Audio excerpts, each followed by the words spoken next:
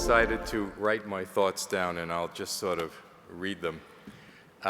Tex's contribution in one sentence is that he oversaw the re-emergence and growth of CSP as a major player in the market after a long dormant period that included a major threat of losing DOE support.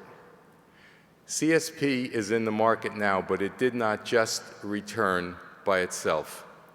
The market was carefully prepared thoroughly for years before the first PPA was signed between Nevada Power and Solargenics, later Acciona. Tex knew that the decision makers who control the policies were totally unaware of CSP and its benefits. They knew about PV. For them, solar was PV. Tex also knew that unless the decision makers knew about CSP, the policies would not be in our favor, and therefore the market would never be in our favor.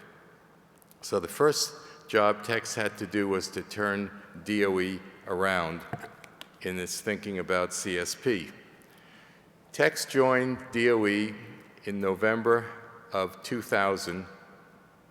He and I both recall it was a very rainy day, sort of a sign, perhaps. He was hardly there, knowing where the men's room was in the Forrestal building, when the report that Mark mentioned, the National Academy of Science report, came out that said that CSP had no market, had no industry, and research wouldn't help it anyway. And I think Tex wondered what kind of a used car he had just purchased. Tex immediately commissioned the Sargent and Lundy report, a due diligence study that in detail documented what the cost reduction potential of CSP towers and troughs was. And that report did the trick, and believe it or not, the Academy issued a rebuttal report, and DOE gave up its attempts to kill the CSP program. But it didn't really love CSP, and it kept the budgets low, just on maintenance. But with that threat gone, Tex turned his attention to the market, and the market was the Southwest. And Tex first established a relationship with the Western governors. He got them to take on as their policy goal 1 gigawatt. And then Tex set out to raise the awareness of CSP throughout the Southwest states, the governors, the utilities, the regulators. And as you heard from Mark, the four of us went on a roadshow. And once we got through the door and unrolled those famous NREL maps showing the sweet spots in their state, we were home free.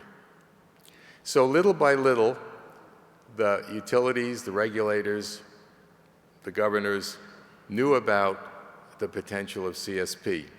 And slowly, RPS mandates came out, the 30% ITC came out, we started to sign PPAs. Soon, Tex, your 1 gigawatt goal was under contract. Today, more than that is being built. So with the states understanding the market, Tex went back to DOE to get them to really embrace CSP. And he did that by articulating the case and going through the management system again and again and again. And so what Tex did in a few years is he added an order of magnitude to the budget. And he went from $5 million to $50 million, and he started or restarted a very effective R&D program. And the R&D program that Tex restarted was one that was completely geared to your needs, the industry needs.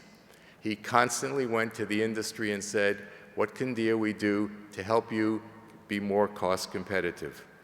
So today, Tex, thanks to you and because of you, CSP is alive and well in America.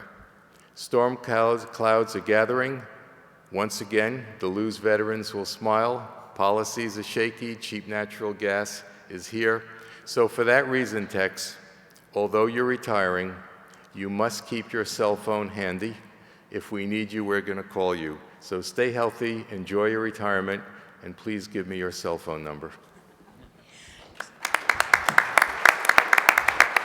That we do have an award that we didn't hand yesterday. Do you care to take a guess of what that was? That was the Lifetime Achievement Award, and the reason why we didn't have it over it was because it was yours, Tex. So we'd just like to call you on stage so that we can hand this really prized award to you to thank you for a lifetime dedication to the CSP industry.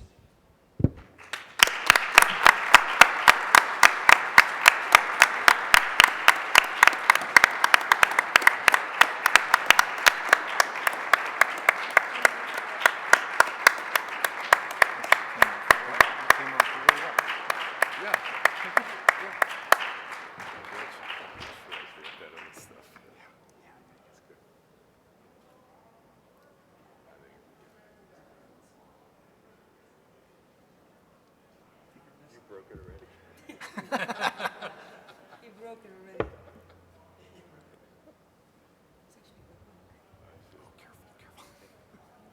Well, I guess I'm a bit shocked. I was not expecting this, and I must say that it's overstated. A lot of things happen not because of me, but just because the events were happening.